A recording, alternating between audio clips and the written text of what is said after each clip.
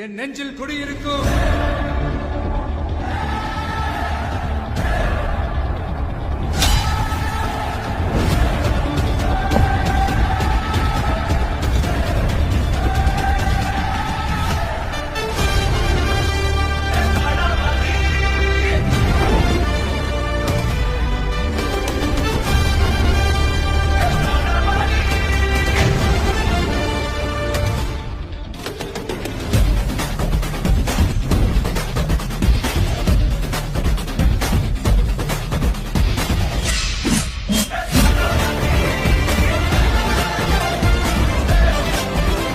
பிரதமர் நரேந்திர மோடிஜி அவர்களே, நீங்க ஆட்சிக்கு வந்தது ஒட்டுமொத்த மக்களுக்கும் நல்லது செய்யவா, இல்ல நம்மளோட இந்த இஸ்லாமிய நண்பர்களுக்கும் இஸ்லாமிய தோழர்களுக்கும் எதிராக சதி செய்யவா?